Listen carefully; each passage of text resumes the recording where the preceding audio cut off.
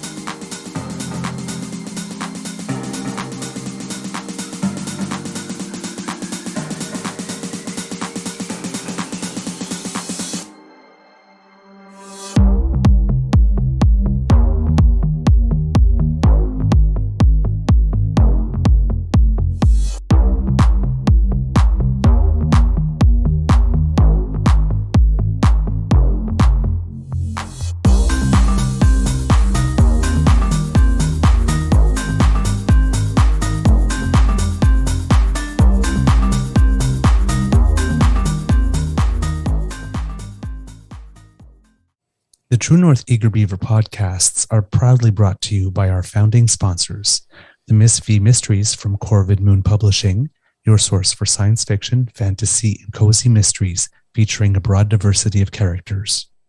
CanadianTarot.com, your uniquely Canadian online eclectic tarot community and forum, and The Pepper Master, hot pepper sauces made from fresh farm ingredients to thrill your taste buds and expand your mind.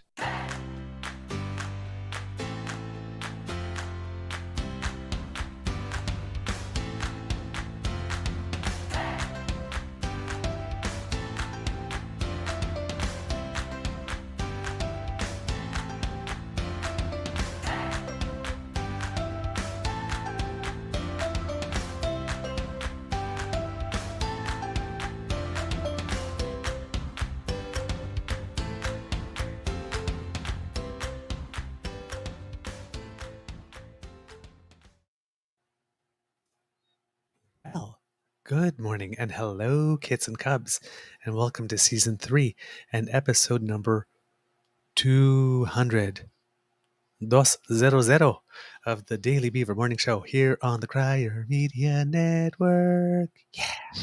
Today, pre-recording day is Friday, September 1st, 2023, and apparently I got that wrong on actual Friday's show. Yeah, did you? August. I didn't even notice. So Friday, September 1st, 2023, for broadcast on Monday, September, I'm going to guess 4th, yes? No, it's Monday right now. It's Monday right now. It's a live show. Yes. We're time traveling again, kids. And according to the Weather Network, in a couple of days from now, it's going to be a beautiful fall day with temperatures that feel like 33 in September. That's summer. Yeah. That's summer. Summer. Fall doesn't begin until the 21st. I know. It's still summer.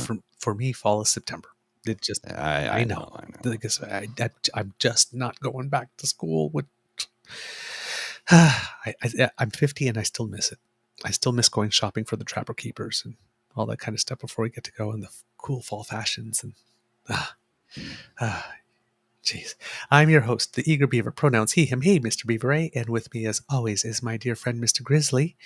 And of course, a big thank you goes to our podcast founding sponsors, the Pepper Master, the Miss V Mysteries from Corvid Moon Publishing, and CanadianTarot.com. We have a Monday morning nibble for you, and this is a special because it's not just our morning show, but it will be episode number 33 of the Eager Beaver interview project. And before we continue with that, we'll ask Mr. Grizzly how his mental health will be doing on Monday and allow him to introduce our guest today.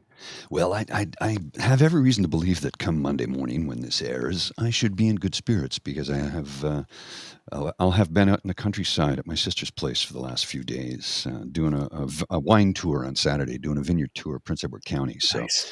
Yeah, I think I'll be in very wonderful spirits come Monday, guaranteed. I think I will be too, only because my beaver sweetie is going to spend some time with family for Labor Day, and it's very rare that I get a couple of days alone, and considering that the summer has been very busy and I'm a little peopled out, I think I will like having a few days to myself. Of course, the following weekend the family comes here and then we have to entertain, so Hmm. So, but a couple of days to myself where I'll be able to watch all the U.S. Open tennis I want without any interruption. It's like Christmas. All right, Mr. Grizzly. We have a very, very, very special guest. You're the one who brought our guest to the Beaver Lodge. So please, provide an introduction. Well, I will in a sec.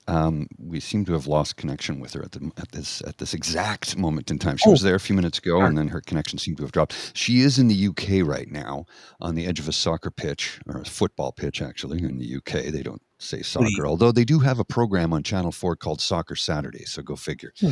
Anyway, yeah, that's literally the name of the program. If you ever watch Ted Lasso and you see them on Soccer Saturday, those are the real hosts of the real show called Soccer Saturday. Oh, Anyway, yeah, she's in the UK right now with her son, who is in a match as we speak. She lives in Yellowknife, though, lives and works in Yellowknife as a consultant there.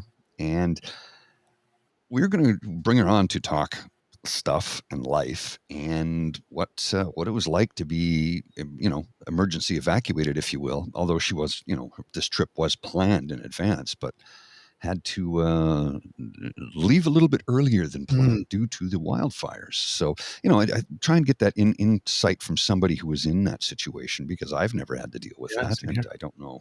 Have you? No, No. do you know anybody who's ever had to do that? A wildfire? No, You know, I don't think so. I don't think I know anybody who's had to evacuate actually for anything. well, I know a couple people now. One, like I said, my colleague in Halifax, just outside Halifax, his house is gone, burnt to the ground.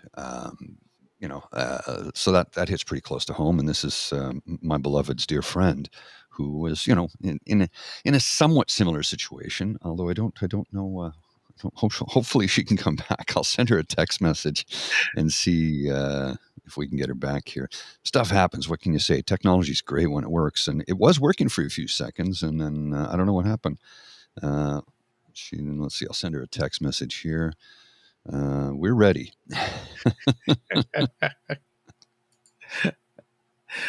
The call was dropped. Damn you, Trudeau. Yeah, it's always his fault, It's right? always For his everything. fault. You gotta blame him for it. Well, I mean, Ah, here man. it is with James. There we We go. can blame them. I still can't believe that looks like that's James in the photo. Well, He he's looks like got my friend Mike there, actually. that's quite a few years ago. Yeah. That's got to be 20 years ago, Oh, at least. that's at least 10 haircuts ago for Justin. Yeah. Well, Justin has, look, the mustache and the soul patch, along with James with the soul patch, and that's before he was in politics, I would say, Possibly, yeah. or when he just was getting into politics, maybe. Possibly, yeah. Yeah, Yeah. because that's quite a while ago, that photo. See. Okay, so no, we're still waiting. I don't know what happened there. Hopefully, we can get Roxanne back. I'll just right. let her know to re-click the link. Re-click. Link to join. I can't spell. Oh, man. Boom. There we go. Okay, so hopefully she can join back in a second or two. This is just, how technology goes. And again, she is across the pond. It's 7 hours ahead there. So what is it, like 9 p.m., I believe? It's not dark there yet, but you got to remember the UK is quite a bit further north than we are. So Yes. the sun does set considerably later there, even in September. And Right. it takes a long time to rise in the winter there. Because again, if you look at the globe, they're really far north compared to us. Yeah, they are. They are.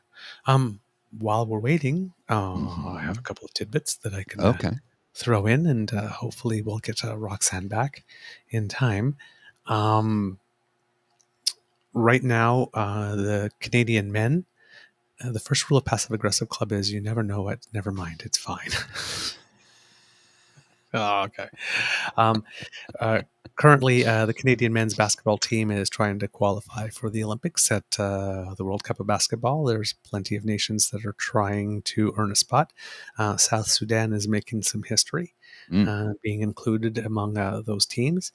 The Canadians did very well in the first round of pool play, winning all 3 matches, and now they're in the second round of pool play, where the first and second place team in their pool meet the first and second place team of another pool to create a new pool.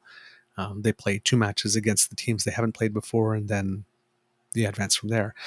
Today, Canada was playing against Brazil, and they lost narrowly. Mm. Like very narrowly by less than like 4 points or something like that, which means that their match against Spain is a must win because absolutely everybody in the division, that pool, has 7 points after 4 matches. Mm. So it's a must win against Spain. Canada technically right now is in first because they have the most points scored. But Spain defeated Brazil in their match, and Canada just lost to Brazil, barely. So all of a sudden, a team that was touted by Sports Illustrated as maybe having the potential to win the whole World Cup of basketball may be out, and so could go the Olympic qualification with it. That's a bit of a shocker. Yeah, just from having lost one match. Yeah, yeah. That's the way those tournaments are super. Each match is like live or die race, basically. It's almost. Almost, because I know they were expected to place very high because they do have a lot of NBA players on that team. Because Team Canada, what's that one school north of Toronto since the Raptors were formed that has been funneling kids straight into the NBA. Not even some of them going straight into the NBA, not even going to college first. I'm like, whoa. But a lot of them are just going on to university college ball first, NC2A, and then the NBA, because the NBA is not too keen anymore on taking kids right out of high school. Now, Team Canada played a small tournament called the DBB tournament before it, just 4 nations, and they won that, defeating Germany with 10 seconds left in the final match in order to get it. But we'll see what's going on. But yeah, that match against Spain is a must-win. On another in another sport, the Canadian women's rugby sevens team is going to the next summer's Olympics in Paris. They qualified by trouncing Mexico 53-0 in a final to win an Olympic qualifying tournament that was held in Langford, BC. Wow. The men fell to the United States 24-14 in their final, so they will have to win a repechage tournament later this year to qualify for Paris. But the women, well, they're in. So we'll have some people to cheer for, which is very, very nice over there. Let's see, what else have we got for you here while we're waiting? There's we've been talking a lot about the forest fires and stuff, and there's a lot of bad news, but there's one tiny bit of good news that has come. There is a fire chief who had moved from the Netherlands to Canada 18 years ago. He's been a firefighter since 2008 when he became a Canadian citizen, and he has become he's had his citizenship since he not became a Canadian citizen, became a Canadian resident. He just had his citizenship ceremony held, but he couldn't go to it because he was fighting the fires. So they held the ceremony by Zoom for him, and all his crew was with him behind him while it happened. And so it was a nice event. And Tara Haddad from Peace by Chocolate heard about the story and made sure to give him a nice warm welcome online. So one Canadian of whom we're proud, welcoming another Canadian of whom we're proud. So that's cool. Welcome to Canada, cool. Sir. Hell yeah. All right. It seems that we have our guests. Yes, I'm going to try and bring Roxanne in. Let me see. We'll bring her in. I don't know. Can you hear us, Roxanne? There we go. Okay. Camera's off, but that's fine. You're on a soccer pitch in England somewhere. Where now? You told me where it was. What was it? Where is it again? Keyworth. Keyworth. I'm not quite sure where that is. It's close to Nottingham. Oh, okay. So yeah, because the sun hasn't set there yet, eh? It has not. No, it's 7:20. Oh, okay. I thought it was a little bit later than that, but yes, because the sun sets quite a bit later because it's a lot further north than we are here in Ottawa. Of course, you're used to late sunsets in the summertime. Yeah. Oh yeah. You live in Yellowknife. I do. Yep. It's a beautiful city. I've not been there yet, and I really do want to come and visit. It's cheaper for me to fly to England than it is to fly within my own country, which is the most bizarre thing. Tell me something though. What when they were evacuating the city of Yellowknife, because I know so Bridget told me you had this trip to the UK was planned in advance, but you had to just suddenly pick up everything and get out of town as quickly as possible. How insane was that? Actually, I actually ended up staying to volunteer. So, but Mm. we prepared as if we were leaving.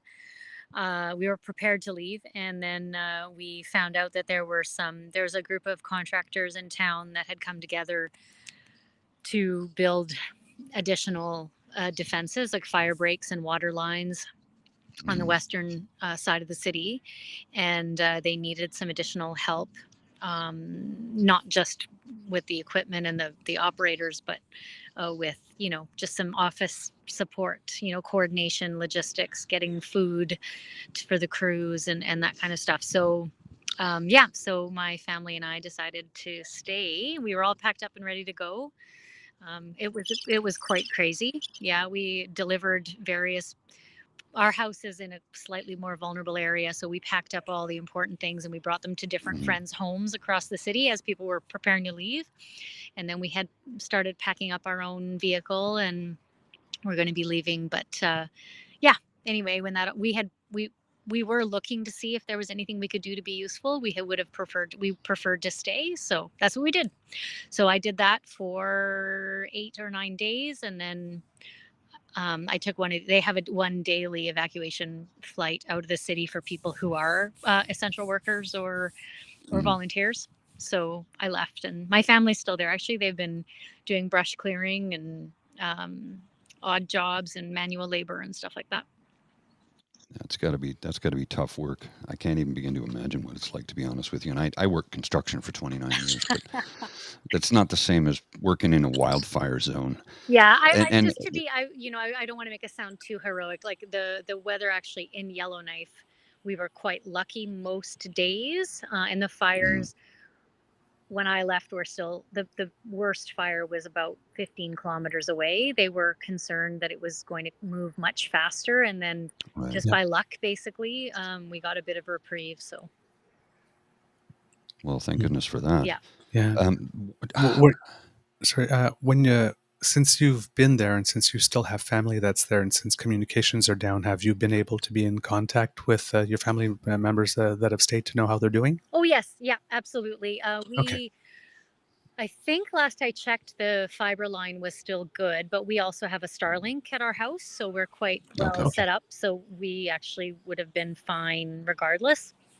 Okay. Yeah, no, so that's been good. And yeah, and the support services in town, while they were quite scaled down, there were enough people who either volunteered to stay. A couple of the business owners volunteered, and were able to keep their businesses open at a very very basic level. So yeah, so I think people were still quite well looked after. They just worked hard. Well, and they evacuated about, what, 98% of the population of the Northwest Territories? Yellowknife for sure. Yellowknife for sure. Yeah, the Northwest Territories is actually 33 communities. It's quite. Most people probably don't know that, but there are actually 33 communities spread over quite a significant landmass. So we have currently 4 communities that are evacuated, but one of them being Yellowknife, which is the capital, obviously, and Right. Hay River, which would be Hay River and Fort Smith are also evacuated, and they're among the larger communities. So it is quite, I think, but I want to say, I think it might be 66% of the population is evacuated, something like that. I don't remember the exact numbers, but I think that's it. Yeah. The last firm number I heard was 68. Oh, there you go. But after that, I haven't heard anything. That was about 5 or 6 days ago. But certainly those communities, you're right, Paul. Like the communities that were evacuated, there's essentially nobody left in most. Nobody there. Yeah. Because there's, what, 45,000 people in Northwest Territories, There and are. I believe about 21,000 are in Yellowknife alone. Yeah. That's right. We're for sure the capital has a very significant part of the population. We have some communities that are, 50 or 60 people, right? Like they're quite small, and everything in between. Yeah. Yeah, and spread out over a very large area. Yeah, my goodness. Yeah, and the vast majority of them are not connected by road, right? So we have Fly some that in. are fly in, fly out. Some are ice road only, and some have some all-weather roads of various sorts. Mm-hmm. And it's interesting you mentioned that you use Starlink, because I'll be using it this weekend at my sister's place because she's out in the countryside. And I have to admit, I was skeptical the first time I heard about the idea behind it, and yet it works incredibly well.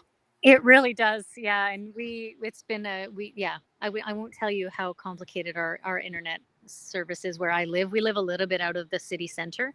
If you live in Hmm. Yellowknife proper, people have Northwest Tel Hmm. cable. It's pretty good, but anyone outside of that range, you have to make your own arrangements.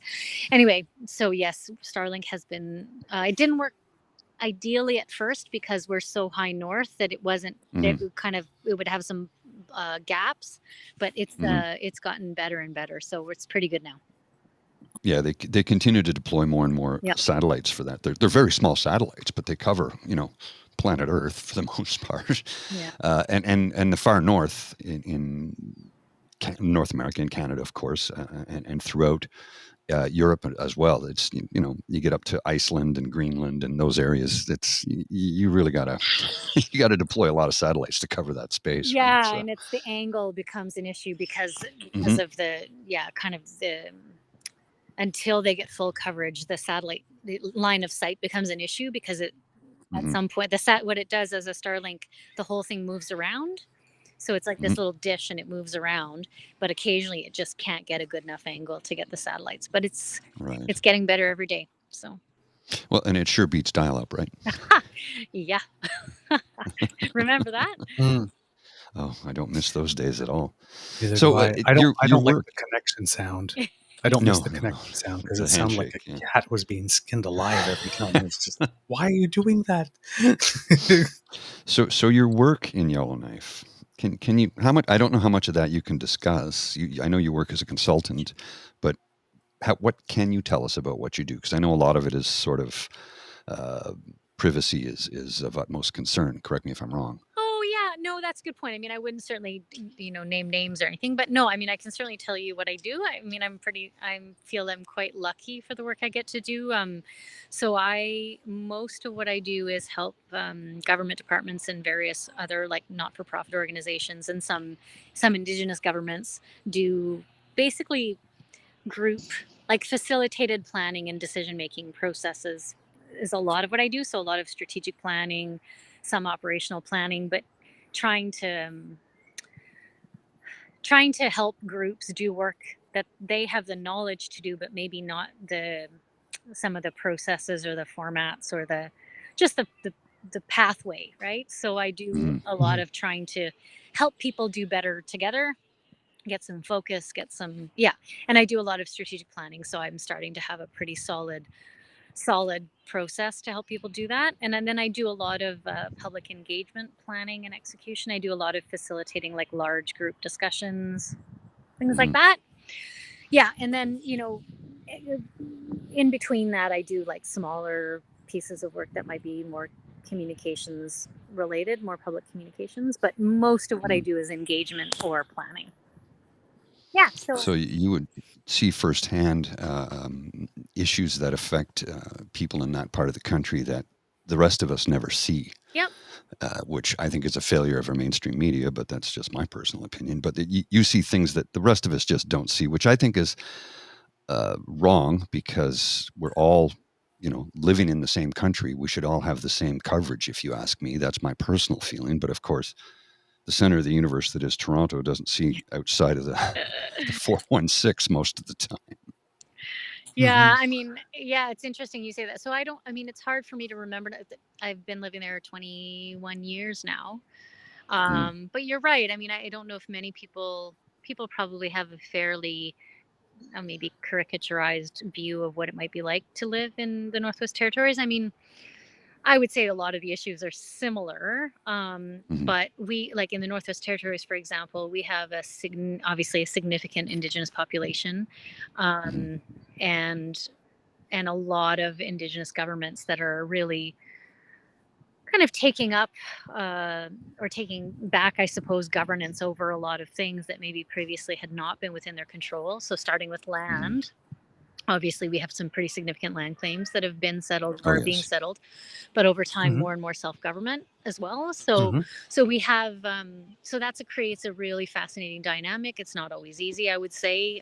There's a lot of tension between various levels of government because we still have municipal government, we have Indigenous governments, and we still have a territorial government, Hmm. which many Indigenous governments feel that they should be just replacing. And so that's complex because anyway, there's a lot of factors and considerations in terms of whether that would actually work and how that might work, and all the Indigenous governments are at different levels of kind of negotiating these new governance arrangements. So, Hmm. but by and large, I think that's probably the single biggest political dynamic, for sure. And then obviously, I mean, the cost of living here is significant, and the isolation is adds to that, but also creates all kinds of challenges. I mean, as you might imagine, when you live in a community that's fly in and fly out, and someone Hmm. needs any kind of medical attention that's not available by the local nurse, um, you know, Yeah. that kind of stuff. We have a circuit court that flies. So if you're being charged with something, you wait until court flies into your community, right? So Wow. yeah, and I mean, it's not nothing to fly to 33 communities, fly and drive to 33 communities to offer services. So there's a cost to that. There's a logistical complexity that is Mhm. really quite astounding to me that it even happens. So Well, yeah, yeah. and let's not forget how the weather can play a major Mhm. factor. Oftentimes, especially in the winter, when when a storm comes in, everybody's grounded. Yep. Oh, yeah. And I mean, that's a really good point. You basically are in situations where you've planned and planned and planned and made reservations and have translators lined up and et Hmm. cetera, and then something happens and it's all over. So it can be quite significant. And if someone dies in a small community, everything gets called off as well, right? So Hmm. yeah. So when you're in a community of 100 people and one of your elders dies, nothing happens for the next week.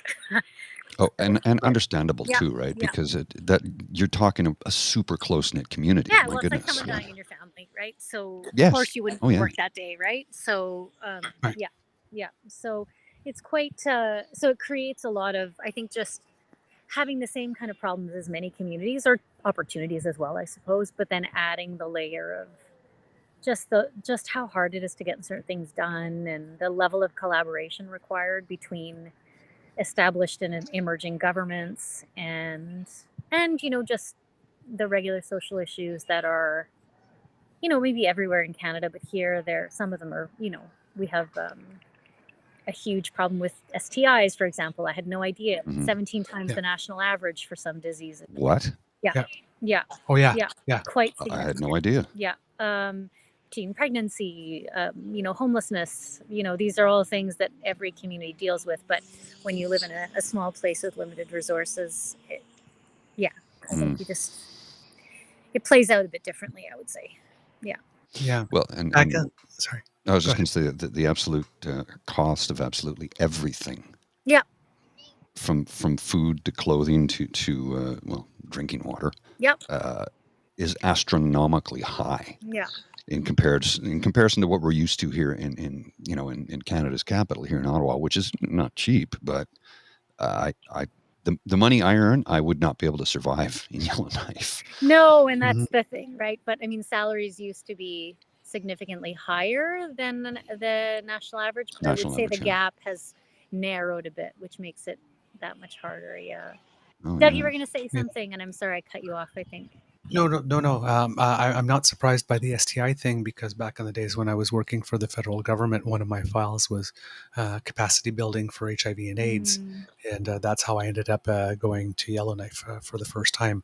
right. We went to visit a couple of the reserves and the detention center that was there, and and see what programs they had at both ends of the spectrum. Mm. Um, I was wondering for your consultancy work, is without again giving away too much, is some of the work that you are doing helping Indigenous communities with capacity building as they are taking on more powers, as powers are being devolved, or is it more or as well, maybe if not, it may not be one or the other, helping sort of like traditional territorial sort of government that has a little bit more our flavor than I know it's by consensus, so it's a different model, but helping them interact with the various communities, or like, is it more outreach or is it capacity building or a combination of both? Yeah, that's a good, yeah. So I would say previously, because I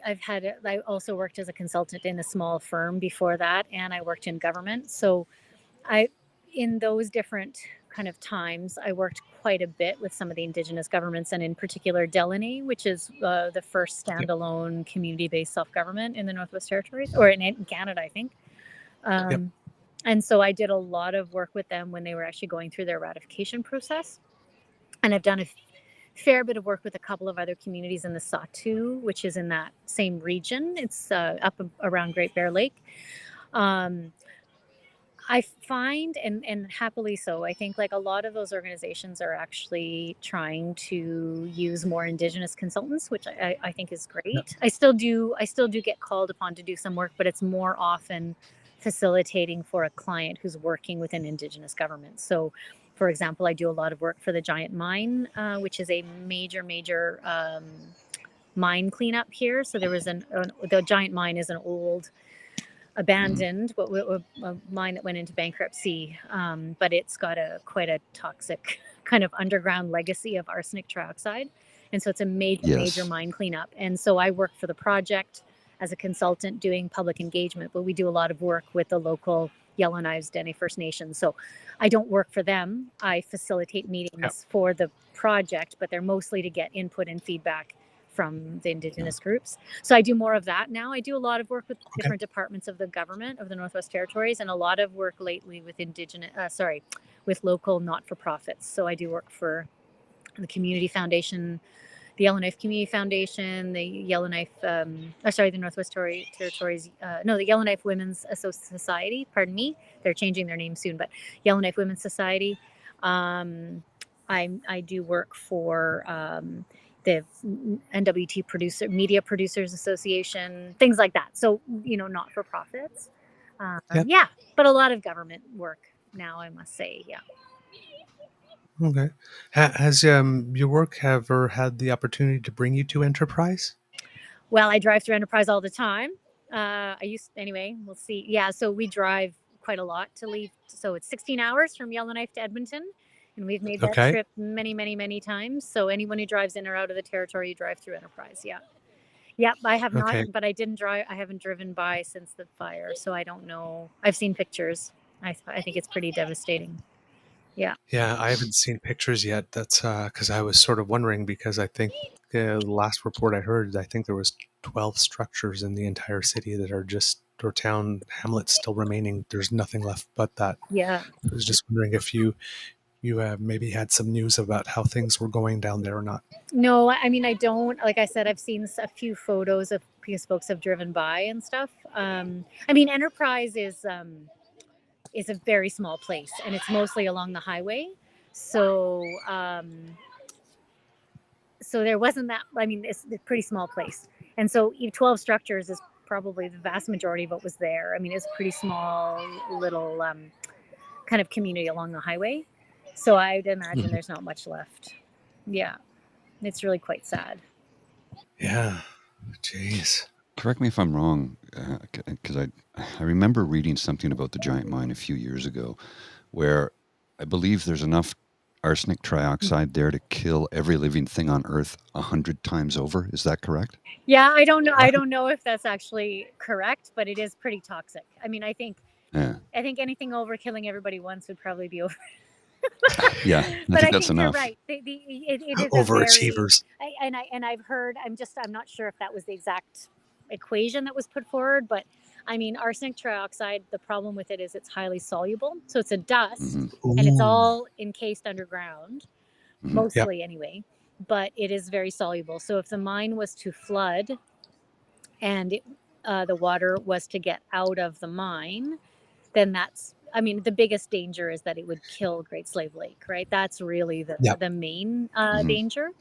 Yeah, if it was somehow airborne, but that would be highly unlikely. The most risky thing, as far as I understand, is that the mine would flood, and the arsenic trioxide would dissolve would dissolve into the water, and that's Well, really there's, that would be the end of life in that lake. Yeah, oh yeah, yeah, there's something like 325,000 cubic meters of contaminated soil, yeah. and I know that there's a ton of fibrous asbestos as well. I remember reading this report on this a few years back, and it was one of those things that I should bookmark that, and I didn't. Yeah, So yeah. trying to find it again, but the way they described it was like the problem there is bigger than anyone cares to talk about. It's a massive issue. It is a And like you said, if it massive. became soluble, Yeah, that's it. Say goodbye to that part of the world. yeah. It will be uninhabitable. Now to be fair, like the project, so that problem was obviously created by the former owners. Long story. Federal government has now inherited, but they've spent, I believe the latest price tag is $4 billion. They will be spending $4 billion cleaning it up. Not cleaning it up, because some things will have to be left in place, but certainly remediating it. So there's an enormous amount of work going on site. And what's interesting, so there's a lot of it's a huge site. There's a lot of equipment, a lot of companies working there. And during the fires, to protect from the fires, the mine actually 32, I think, 26, anyway, water cannons and some of the piping and hosing was actually removed from the site that they used for dust suppression, and it was used all along the defense line. And so the project kind of basically helped out, right? So they provided equipment, Okay. and a lot of the equipment that was on site has been taken off site to create the fire breaks and all that kind of stuff. So I mean, in a small way, the community has benefited from that work going on that way. And it's also obviously bringing in quite a bit of money into the community as a project. So, I think it is an awful legacy. There's no doubt about that. But I think the project itself has a lot of positive things happening, right? Which I think, it still doesn't make it better, but it certainly creates a more positive path forward, Mm-hmm. Yeah. Mm-hmm. From where we're watching down here, it seems like the Premier, Carolyn Cochrane, is doing a pretty amazing job handling things and advocating for the community, particularly with the federal government. And she's kind of upset at the lack of infrastructure and how things have been neglected, which made evacuation harder and made the reentry plan, because it was a 5-phase reentry plan that's currently on pause for Yellowknife at the moment, because the weather has switched a little bit. Do you have your ear to the ground at all about what people in the territory are thinking about the Premier and how she's doing? I can't speak to what other people are thinking. I would respectfully disagree with my Premier. Okay. I mean, of course, everyone needs more money from the federal government. Of course, there's never enough money to go around, and I would never argue that we have enough resources. But I would say that it's important for us to remember that virtually everything in the Northwest Territories is currently funded by Canadian taxpayers.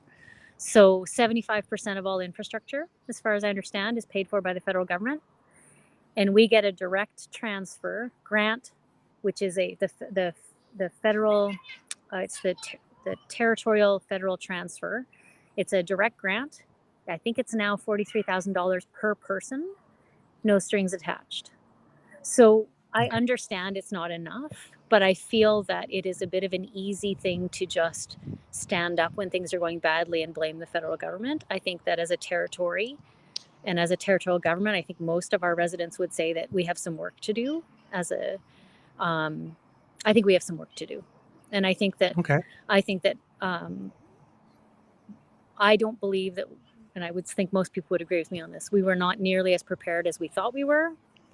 And some of the things that are happening have nothing to do with the federal government. They have to do with a recognition that this is not, that the level of preparedness for an emergency that we knew was probably coming is not what people had thought. Maybe they didn't realize. I think there's a lot of good people who work in the GNWT, and I certainly don't want to disparage anyone. But I think it's a bit cute to just blame the federal government. I think the territorial government has a lot of accountability, and I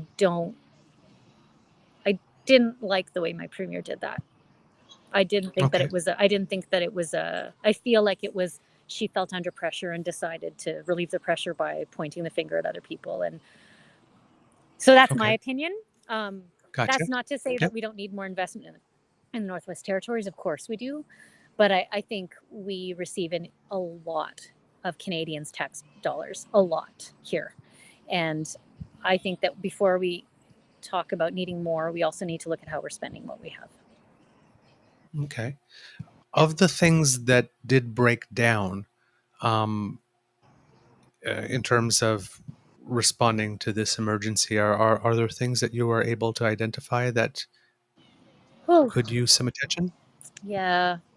I think, I mean, I'm a communicator by trade, so I would say that for me, that's the big one that I've noticed. I feel that there's been a lot of rather confusing um, communication.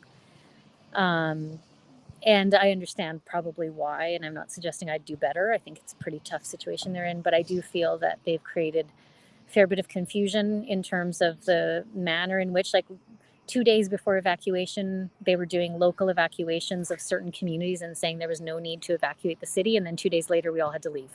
So Right. somewhere Right. in there, something didn't work, right? Mhm. And I think Right. now with you know, we're going to have people back. No, we're not going to have people back. No, we're pausing. No, we're starting. Like, I think people are like, And I know it's because they're anxious to give people good news, but I think Yeah. something in there needs some thinking. Um, I think beyond that, I think a number of things happened when the evacuation did occur that were maybe not thought of in advance. So people Okay. were they're identifying essential people who should have stayed behind. I don't think it was done nearly thoroughly enough, and so I think in the end, it left gaps in the community that people weren't aware of until it was too late. Okay. Everyone had like, for example, if I'm not mistaken, our 911 operators left. Oh, really? Oh, okay. So Yeah, you might need a few of them around. yeah. So that may be just hearsay, but I know that on day 2, when I was volunteering, I was told that we couldn't use 911 if there was something we were to use. We have another number we can use. It goes direct to I think it goes to the fire hall. But that's kind of like, how did that happen? So little things like that, and I think they ended up reestablishing a call center in Grand Prairie, and I think 911 was reestablished. It's not, but I do think there's a bit of, there are some things I think that the reality of evacuating maybe wasn't played out in a tabletop exercise or Gotcha. and so when things started happening, I think some of the pieces that were interdependent were maybe not thought of. I don't know. I think Yep. there's some, I think the complexity of what took place maybe had lacked a bit of the awareness, I think. But that's from the Yeah. outside, and Lord knows what they were dealing with. So I try to be a bit cautious about that. Yeah. Yeah. Yeah. Well, I can see that. I mean, if you have a territory that's that large, and you're evacuating about 68% of the people out of it, even if most of them are coming from one area, if you only have one road out And and the fire's limited near the road. I mean, airlift. that was one of the challenges, right? They had to Yes. evacuate people while the Mm. road was available. I think they started to realize the road was actually in more jeopardy than they realized. I mean, I'm assuming I have no intel into the GWT and what was happening at all. I volunteered for the city, and not even directly for the city, but for the contractors who were building the fire breaks. So I have no inside knowledge. I can only observe a few things. But again, I try to be a bit cautious because I have no idea what people were dealing with, and I can't imagine the stress levels Yeah. they were dealing with as well. So, Oh, yeah. yeah, it's certainly not to be critical, but I hope that the outcome of this is reassessing some of the assumptions that our emergency planning is probably based on. I can see that. Yeah, that would be useful. Yeah. That would be useful in general. It would have been useful for the pandemic too. I don't know if that exercise is being done. Yeah, and I think some of the things they're doing probably are improved by the fact that they did learn a lot through the pandemic, I'm sure. Certainly that phased return approach looks very much like the way they came out of the pandemic. It's very, very similar messaging, very similar approach. So I think that's probably something they took away from that. Okay. Yeah. Interesting. Do you have anything, Paul? Yeah, well, just Sorry, I found the article Oh, did you? from years ago. There you I go. found it. Yeah. It was from 2014 from Global News, and it was featured on their program called 16 by 9. It says there's 237,000 tons of arsenic trioxide stored underground. There's probably enough to underground to kill every person on the planet a couple times over. Yeah. It's 0.1 of a gram. So less 0.1. Yeah. So like 100 milligrams is enough to kill a human being. And there's 237,000 tons. So yeah. It's a really big problem. Yeah. A really big problem. Now, it turns out they extracted about $2.7 billion worth of gold from the mine, but it's going to cost, well, they've already spent $900 million plus, and there's more to come. So the way they want to remediate it is they're going to freeze everything underground, but they're not going to spray it with water. What they do is they bring in pipes and do it like they would a hockey rink to keep it frozen and in place. The concern about the wildfires was, what if water used to put out some of the fires gets into that, and then it gets into the containment storage facility, which is just a mine underground, and then becomes, like you said, soluble and into the local water supply. It'll kill everything. Yeah. However, the reason that won't happen is because they're still running water pumps. So mines don't flood because they have massive pumps that collect all the water and treat it. And so so people aren't too afraid, one of the reasons that all this is being done is that over time they have to adjust the pumping. But right now, any water that gets into that mine in any way is collected and treated, and it's treated. The new water plant they're building will treat the water to arsenic levels that are allowed for drinking water. So it will be a very, very high bar. It's not that right now because it's an older water treatment plant. It's still quite it's quite a process. They treat it for arsenic and it is treated. So they collect all the water on site, all the water in the mine. The mine pool is pumped and treated. So it's all very it's a big process and it costs a lot of money, but that's what's happening right now. But I agree with you. They can't get into the lake. And that's the main, because they are not removing it, because that would be also very, very dangerous, because then you're creating all kinds of opportunity for it to be released. And so they are, you described it really well, Paul. They're basically building a great big frozen block shell around I can't remember how many chambers there are that have some in it. 11, I think. Yeah. But sorry, go ahead, please. No, that was all. Oh, but if they're trying to freeze it and keep underground as the temperatures are getting warmer and warmer, no, they put in pipes. Yeah, as if you were making a hockey rink. So cooling pipes to keep it frozen. Yes. Okay. Yeah. So then, good. Okay. So think of it as a giant rink. Okay. Yeah, because the temperatures were hitting above 30, and we've been hearing in BC that since the ground was so dry and the fire was actually burning like X number of feet underground, burning the root system and whatnot. I was just wondering if it gets that hot even underground and fires can burn. Yeah. Has anybody factored into keeping that cool? The deeper you go, the warmer it gets to begin with, right? Yeah. As well. So they're this is being, I'm not trying to panic anybody, okay? This is being taken very, very seriously because it is serious. It's just unfortunate that, that the company that started the mine did all this damage and then walked away from it effectively. Yeah. There's actually there's a movie about it. Yeah. Yes. Yeah. Oh, really? Yeah. Yeah. I think it's just called Giant. What's it called? Oh, okay. I think so. I can't remember now, but it's a documentary. Yeah. Yeah. Well, there's an article in The Walrus from May 2022 said, "Arsenic and gold, my family's role in the poisonous legacy of Giant Mine. Could my grandfather have done more to stop the dangerous dust that spewed from the mine for decades?" I'm sure many people it's The Walrus. That. Yeah. Oh, yeah. thewalrus.ca/giant-mine for anybody interested. Giant Mine TV. Is that it? Yeah. TV movie 1996. Yeah, that's probably it. Yeah.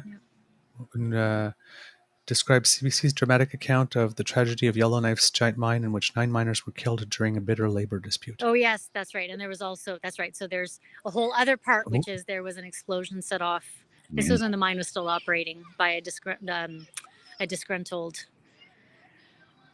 mine worker. Employee. Yeah.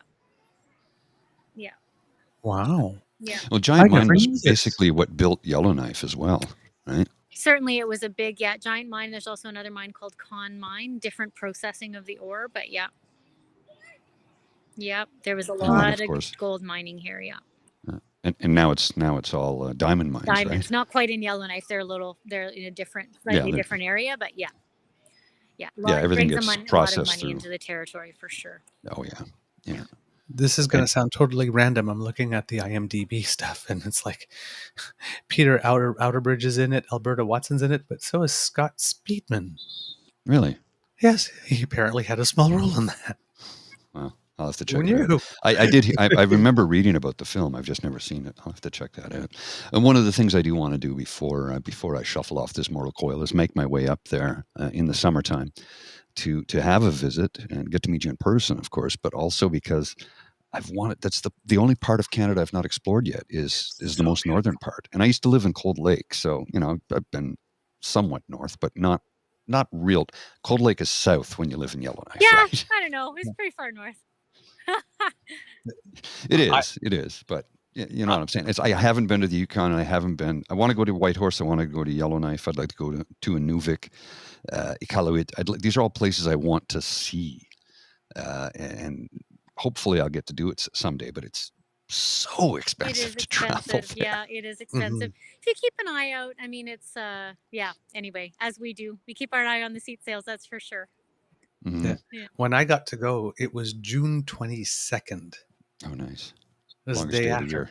the year. And it happened to be Pride in Yellowknife when I was there. Now we're talking about 20 years ago, so I'm not sure if Pride has gotten better or bigger. But when I was there, Pride was cake in front of the post office at noon, free community swim for everyone. Yeah. And then there was a silent auction and dance and potluck at the ski lodge, where the mosquitoes we were dancing with were bigger than some of the people. Yeah, that sounds about right. I don't know if it's changed that much. It's quite a big event. Yeah, we have a great kind of Pride community, and it's a really wonderful mix of people in Yellowknife, I have to say. I'm walking over. My son's match has started, so I'm walking over to the field. Oh, okay. I get to see him play only 2 or 3 times a year, so. Go Roxanne's son. Go, yeah. Go check that match I'm not out. sure what position he plays, but score some goals or defend some goals or make some great passes or whatever it is. Well, you can tell soccer's my sport, eh? That's all right. It's not many Canadian sport. No. Go kick that volley thing. All right, we'll let you go, Roxanne. Thank you for your time. Really do appreciate it, because I know that you are in the UK right now, so this has probably cost you an arm and a leg in data. I have no doubt. So thank you for the time. Lovely to talk to you guys. That was great talking with you. Yes. And we'll have you back sometime when you get back to Canada and you get settled back in at home. Maybe we can have a chat with you to see, get us a report on how things are in Yellowknife. You can be our northern what's the word I'm looking for? Correspondent? Thank you, correspondent. Yeah. I would love to do that. I would love it. Okay, we'll make it happen. We'll make There's it happen. elections coming too. Yes, there is. There's elections coming. That's right. So. Yeah. Okay, we're gonna let you go. They're going to be delayed because of the fires, though. Oh yes, yeah. Yes. Yeah, they've already announced they'll be delayed. I don't know if they've set a date yet. Yeah, November 8th, I think. Oh, there you go. You're better on the news than I am. See, I've not been paying enough attention. All right. Well, you pay attention to that match for your young man there, and we'll talk to you when you get back. Take care. Lovely. Thanks for coming Thank you by. so much, gentlemen. Thanks for your interest You're in welcome. the Northwest Territories. I love it. Oh, thank you. Thank you so much, Roxanne. Take care. Thanks. Have a wonderful trip while you're there, and a rest. I hope that your mind is somewhat at rest given all the turmoil. Yeah. I know Yeah. I'm trying to focus on all the good things. There are lots of good things. So. Indeed. Okay. Bye now. Bye-bye. And a gentle correction on myself. The election will be November 14th, not the 8th. Okay. 14th in the Northwest Territory. So, yeah, it's a 6-week delay brought about by the wildfires, forcing the evacuation of multiple communities, of course. As we mentioned on the show earlier today on Friday, there's 22 communities in the Northwest Territories that don't have a road out, and there are 33 communities. So that's And now we got the overwhelming majority of a them. convoy of ignorance heading up there. You can't tell me I can't drive up. Just watch them. They'll tell you. So the new date was decided by MLAs on Monday. They unanimously passed the legislation moving the election from the 3rd to November 14th. Quote, the writs will be issued on Monday, October 16th, officially opening the nomination period at 10 a.m. on that day and extending it to the following Friday, October 20th. A statement issued by Elections Northwest Territories on Monday read. Frame Lake MLA Kevin O'Reilly, who said he doesn't plan to run in the upcoming election, said it was not possible to hold fair elections given around 70% of the territory's population are currently affected by evacuation. Quote, I don't want the election prolonged any longer than necessary, he said, also raising concerns that the territory's wildfire season could continue into October. Territorial elections don't involve political parties. There are 19 districts, and successfully elected candidates then choose a premier and cabinet from among their number, and they use a consensus-based model to run the government there. Had MLAs not agreed to delay the election, a staggered election running for up to 3 months could have taken place to work around the issues of some of the districts being hit by wildfires, but they decided to delay the whole thing in that case rather than doing staggering. And that's from cabinradio.ca. If you want to get a little plug into what's going on to the NWT, that we'll let you do. And the journalist there, we're going to give some props there. His name is Ollie Williams. Cool. Because I'm sure that journalists from up there don't get a lot of national exposure and some props. So thank you for that coverage, sir. Indeed. Really appreciate it. Yeah. And Emily Blake contributed reporting to the article as well. So yes, quality journalism. Thank you very much. We need more of it. Indeed. Yeah, that's an incredible discussion. She seems to be relatively calm and poised, considering. But yeah, that's a lot of stuff going on. That's a lot of upheaval, and especially when you're not even at home, but they had plans to be across the ocean, right, when all this happened. So yeah, it's like you said, you haven't been through anything like that. I've never been anything through like that. The worst natural disaster I've been through was the ice storm, and where I was staying, we didn't even lose power. So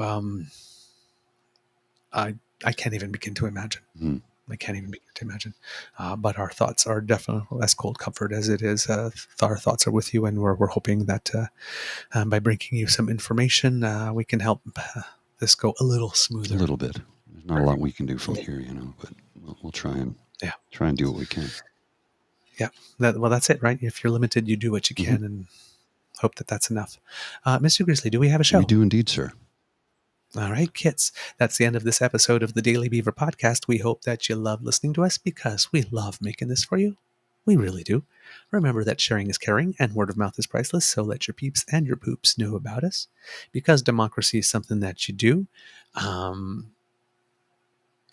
First of all, if you're in Ontario, buy membership to the Ontario Liberal leadership race and make sure that a candidate that is not beholden to developers and that can defeat Doug Ford will win. Please write to your media, your senators, your MPs, write about any of the things that you want going on, better media attention to stuff, the government to go harder at the Conservatives to find out what their association with Mike Roman is, or if you want to let your MP or your MPPs or your MLAs know that you are concerned about what's going on in the North and that you want full support from your elected officials to make sure that the North gets what it deserves and what it needs in order to get back on foot, that this is a priority for you and that it's a voting issue. Please let them know. If you like this podcast, you can find us on the Crier Media Network, as well as all Beaver Grizzly friendly platforms. Stars and reviews are greatly appreciated, so please be generous. I was trying to mix both of those words, they're greatly gratiated or something. We love to hear from you, so reach us on our Facebook at True North Eager Beaver, our Twitter feed at True Eager, or by email at truenortheagerbeaver@gmail.com. Or you can subscribe to us via the pod page, sponsored by the Rail Girl, at podpage.com/the True North Eager Beaver. That's lowercase letters with a hyphen between each one of those words, and we will come to you straight as soon as we have something off the bandwidth for you. And if you get that squiggly right under my chin there, that's the QR code if you're watching with your cell phone, and you can do a little scan on that to subscribe. And since you're already subscribing, well, why not make like Elaine and subscribe to our True North Eager Beaver Media Incorporated YouTube channel? That helps us out big time. There's 3 buttons for you to smash with there: like, subscribe, and share. So please hit all 3 and get the word out. And thank you so much for that. Our YouTube subscribers have gone up a lot over the last month, so really, really, really, really appreciate it. We can't do this without your kind and generous support, so if you feel that we've done a particularly good show, if we're kicking off the month well for you, if you're watching, you can scan the QR code on the top left right by Mr. Grizzly's head, or if you are listening, you can use your voice command or your fingers to go to Ko-fi, that's spelled coffee, ko-fi.com/eagerbeaver, lowercase letters all in one word, and that's where you can make your donation to the Eager Beaver Lodge Emergency Hydration Fund. We need staff. We just do. Yep. No, Yep. we Follow need that money. finger. We need money. Follow that finger that Mr. Grizzly's putting up there. We need money. I like gourd. I gotta pay for this shit, man. It's expensive. What can I tell you? I'm still sitting here shaking my money maker. There you go. Want some of this? Huh? And because right. this is Monday, I'll be stopping in to see you on the way back home to get you set up with your new gear. Yes. It's right here waiting for you. I'll get you all set up on Monday. Cool. From the Beaver Lodge, this is your Eager Beaver saying, until next time, dear kids, it can be a tough world out there. So please be kind to and gentle with yourself, and send some good energy up north while you're at it. Mr. Grizzly, some words of wisdom. I see you put up the ASMR here for mental health, because this will be airing on Monday. Monday evening, 9:30 p.m. Eastern Daylight Time. We don't go to Eastern Standard Time until, November? I think so. Yeah, now, it's November. It's pushed back 2 weeks after Halloween. If you need to talk about your mental health and how your head is feeling, or if you just want to join in and read the chat and listen to what I have to say in a soft, soothing voice, please jump on in at 9:30 p.m. at my ASMR channel. You can scan that QR code on the screen with your phone, or you can jump into Polly's World. What is my YouTube address? Maybe I should look that up. Yeah, what is it? Hang on. Let me find it out here, because I can never remember. I just we do click this on all it, right? the time. I click on it. It's there. I don't know what it is. It's just, It's like your own phone number, right? Yeah, 867. No, that's not it. That's not it. PO11358309. Whatever Trump's number is. Let's see. I'm just trying to get it up here, because I cannot remember for the life of me what it actually is. Let's see here. I'll just go on there where it says your videos. So it'll bring me to my channel so I can actually see what the address is, because I honestly don't remember, which is pathetic if you ask me. I can be pathetic sometimes. I think it's allowed. That's allowed? Is it allowed to be pathetic when you're old? It's allowed. I'll allow it. I don't know. PO1135809. Okay, thank you very much. I could just see. I'll go here with the share. What is the...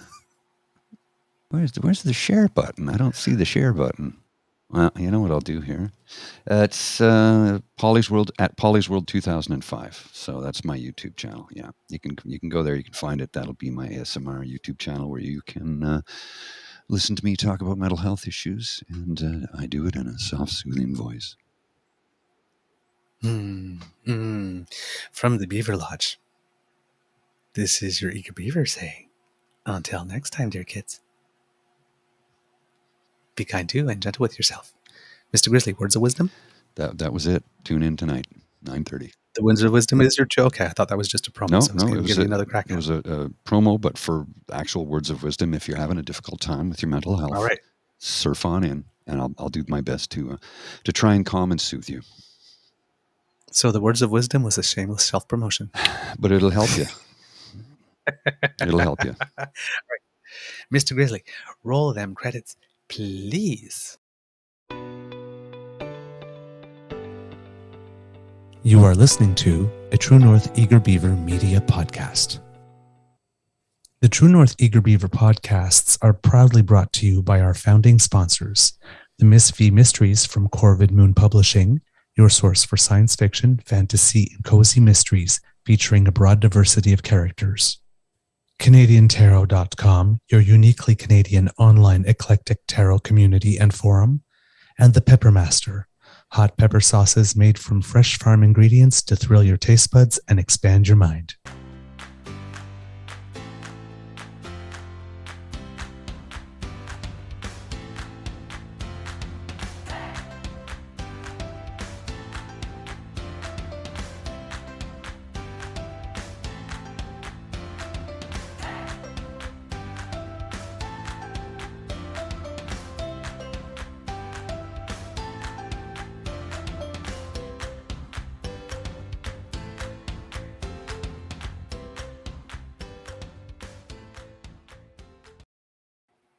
Yes.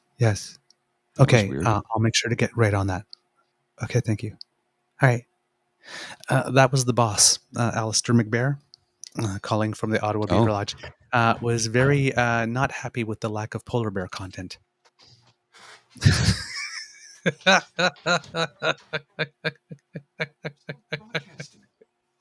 Hey, the boss wants representation. We speak about all kinds of bears on this show, but we didn't provide any polar bears, and he was really looking for it on an NWT show. So okay. It seems that we are going to get a reprimand. All right, good to know. Good to know. All right, I'll see you.